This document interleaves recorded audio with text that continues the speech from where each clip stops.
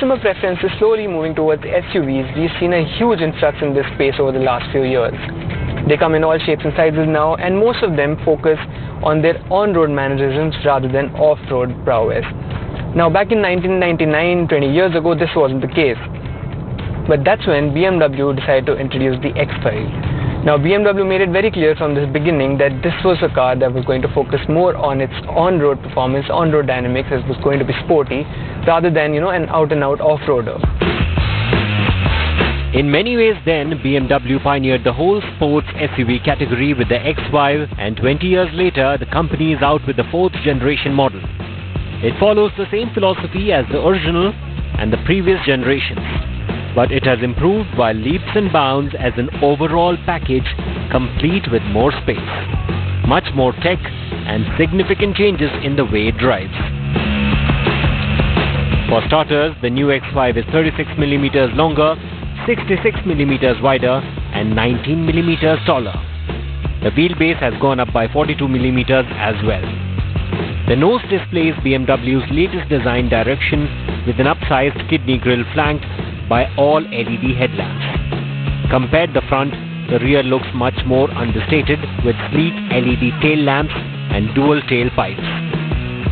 It rides on mixed tires, so the rear ones are wider. In fact, they're as wide as the Lamborghini Huracan's rear tires. Inside, the general ambience is exactly what you expect from a luxury SUV, costing as much as the X5 does. There is fully digital 12.3-inch instrument console and a similar size centrally mounted touchscreen as well.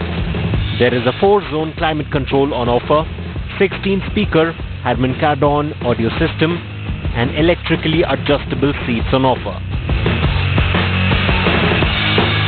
The buttons and dials are top-notch in terms of quality and feel, and BMW has upped the luxury quotient with the application of glass on the gear selector, engine start-stop button, and the controller for the infotainment system. Lit up in the dark, the ambient lighting, which extends all the way to the sunroof, does make the cabin feel rather special. However, unlike some of its rivals, there is space for only 5 occupants, and the ones in the rear will be disappointed by the lack of recline function for the rear seats. As I mentioned earlier, there's a marked difference between the 3rd generation X5 and the current 4th generation, and it shows even when it comes to driving the car.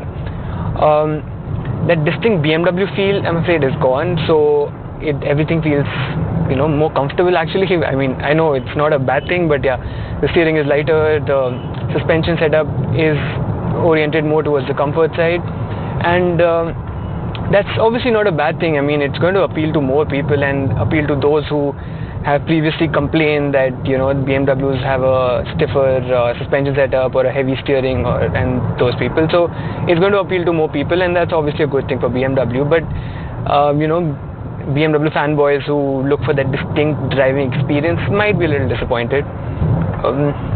This one here is the X-Drive 30D variant.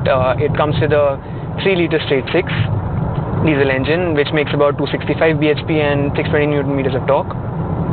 It comes mated to an 8-speed automatic transmission source from ZF. We've seen this combination before, and we've all come to like it a lot. I personally like this one a lot.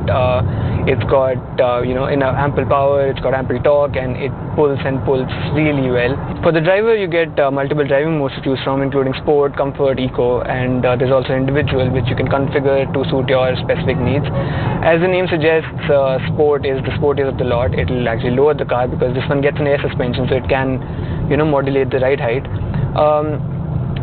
Eco will obviously maximize your fuel efficiency, so if you want to save fuel and increase the efficiency of your car, then yeah, Eco is the way to go. Comfort sort of strikes a balance between the two, and most people, especially those who are going to be spending time in the back seat, will probably want the car to be in comfort mode. The BMW X5 boasts of a handful of rather cool features. The doors get a soft close function. The fancy BMW display key can also be used to change the ride height aside from the switch placed in the central console. In the boot, the rolling cover can be tucked away at the touch of a button, which comes in very handy, especially when there is a need to fold the rear seats to make room for luggage. Certain features of the infotainment system can be controlled via hand gestures, such as increasing the volume or rejecting or accepting calls. The X5 has a couple of cool features. We already spoke about a few. There's another one I would like to point out right now. What it basically does is every time you get into maybe a cramped parking space or mostly a parking space, it remembers the last 50 meters or so it'll reverse out on its own exactly the same path, which is very handy if if you have a complicated spot or if you've parked moving in and out of vehicles. So I'm just going to park here right now. Okay, we followed a certain path. Press this button, activate reversing assistant from the screen, put it in reverse, and the car will do its thing. I'm not using the steering, I'm not giving any throttle input. The car is going to reverse out on the exact same path it came in. And once you're out, you can always brake at your discretion, put it in drive, and get going. How cool is that?